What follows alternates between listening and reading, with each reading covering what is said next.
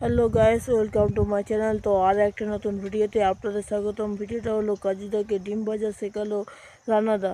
হ্যাঁ গাইস, তোমরা ঠিকই শুনেছো যে কাজুদাকে ডিম ভাজা শেখালো রানাদা। তো কেন এই ডিম ভাজা শেখালো কাজুদাকে, কাজুদা এই নিয়ে কী বললো, কাজুদা সত্যি কি ডিম ভাজা শিখেছে রান্নাদার কাছ থেকে, তো সেটাই আজকে এই ভিডিওতে তোমাদেরকে বলবো। তো তার জন্য আমাদের চলে যেতে হবে রান্নাদার দোকানে, যেখানে কাজুদা আছে। তো চলো গ্যাস চলে এলাম সেই রান্নাদার দোকানে। রান্নাদার দোকানে এসে দেখি কাজুদা আছে, আর কাজুদার গলায় মালা ফালা গামছা ফামছা দিয়ে একেবারে কাজুদা দেখতে পাচ্ছ রান্নাদার ডিম ভাজছে, আর কাজুদাকে বলছে তুমি এরকম ডিম ভাজতে পারবে না। আর কাজুদা এটা কি বললো কাজুদাকে পুরো।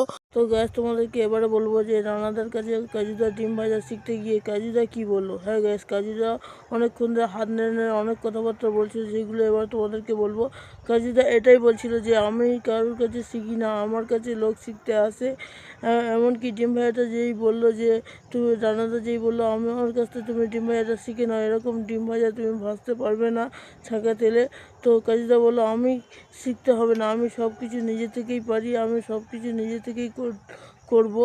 তো আমার এইসব ডিম ভাজা আমি ভেজে নিতে পারবো। তো রানাদাকে সম্পূর্ণ কাজুদা বুঝিয়ে দিল যে আমাকে কাউকে শেখাতে হবে না, আমি নিজে থেকেই সব কিছু করে নিতে পারি। তো দেখো গেছে আমার কাছে এইটা খুবই ভালো লেগেছে। আর একটা কথা তোমাদেরকে বলতে, এই কাজুদাকে সকলে মিলে অপমান করে, তবুও কাজুদা দেখছি অনেক জায়গায় যাচ্ছে, অনেকের দোকানে যাচ্ছে, সেই দোকানদাররা কিন্তু কাজুদাকে অপমানই করছে।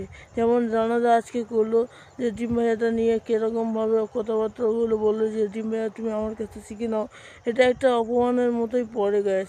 ঠিক আছে, তো এই ছিল আজকে ভিডিও। তো ভিডিওটা ভালো লাগলে লাইক কমেন্ট শেয়ার করবেন। আর আগের ভিডিওতে একটি ভাই কমেন্ট করছিল, সেই কমেন্টটা করার জন্য অসংখ্য ধন্যবাদ তোমাকে, এত সুন্দর কমেন্ট করার জন্য।